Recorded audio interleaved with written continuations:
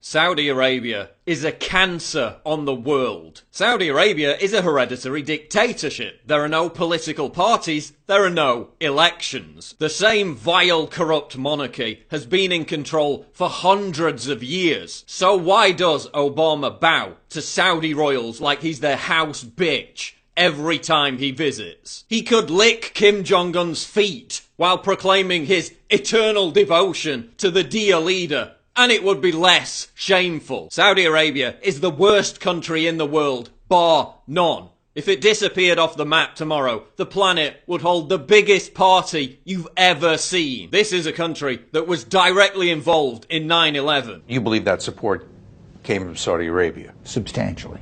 And when we say the Saudis, you mean the government?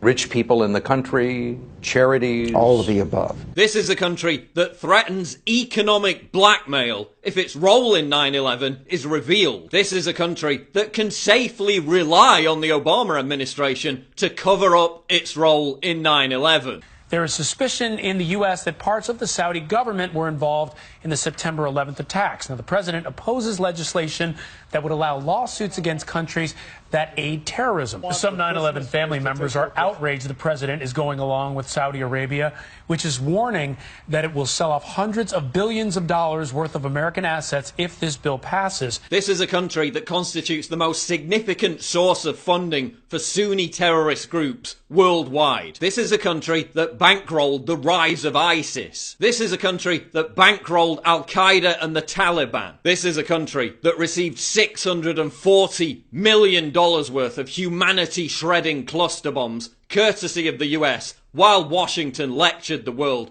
on Bashar al-Assad using cluster bombs. This is a country whose leaders espouse the most fundamentalist form of Islam, yet who then all travel to Europe to engage in the most debauched hedonism imaginable. There are new embarrassing cables from WikiLeaks. The website released more U.S. State Department documents today. One of the cables accuses members of the Saudi Arabian royal family of throwing wild parties that in every way break their own country's laws, including bans on booze and hookers. The cable reads, and I quote, "Alcohol, though strictly prohibited by Saudi law and custom, was plentiful at the party's well-stocked bar. It was also learned through word of mouth that a number of guests were, in fact, working girls, not uncommon for such parties." When it comes to cutting loose abroad, some of the Saudi establishment don't exactly present a picture of religious piety.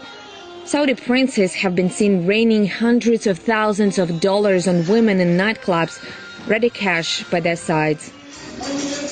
While ordering the execution of gay people, these same rulers then travel to London to take part in gay orgies. They're total fucking hypocrites. This is a country that treats female drivers as terrorists. Manal al-Sharif was arrested by Saudi Arabia's religious police for driving in 2011. Many powerful Islamic clerics are against it.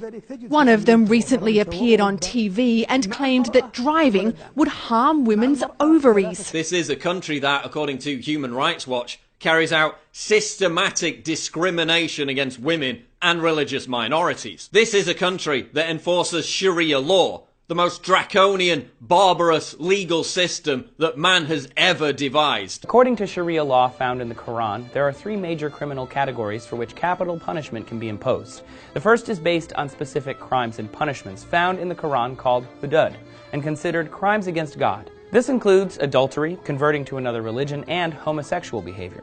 Murder is not included in this category and is instead seen as a personal dispute. This is a country that lectures Europe about not taking in enough Syrian refugees, while itself taking in precisely 0 Syrian refugees, even though they have 100,000 air-conditioned tents sitting empty for most of the year that could house 3 million migrants. Instead of importing refugees who share a similar culture, the Saudis are exporting extremist Wahhabism by offering to build 200 mosques in Germany, as well as hundreds more throughout Europe and the US. This is a country that just carried out its highest number of beheadings in 2 decades. This is a country that treats anyone who calls for its reform as a terrorist and kills them. while arming and funding actual terrorists. This is a country whose security forces open fire on and massacre anti-war protesters. This is a country that helps its ally, Bahrain, another despotic hellhole, by sending in its military to brutally crush protests. Nothing good ever came out of Saudi Arabia. What did Saudi Arabia ever give to the world? The most intolerant, hateful belief system ever. The San Bernardino killers, 15 of the 19 hijackers, and Osama bin Laden. Well, gee, thanks, but no thanks. Why is the West making enemies of countries like Russia that could provide plentiful oil, while cozying up to a country that oversaw the deadliest terror attack on US soil in history simply because we're dependent on its oil? Why did the West bomb and destabilize Iraq, Libya, and Syria, 3 nations controlled by secular leaders, while handing out lucrative weapons deals to theocratic extremists? Why is the West even dignifying the existence of this horrible shithole?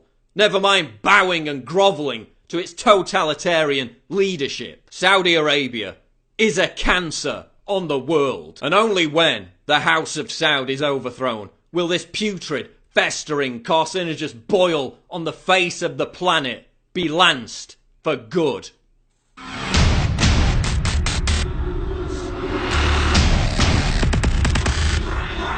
What?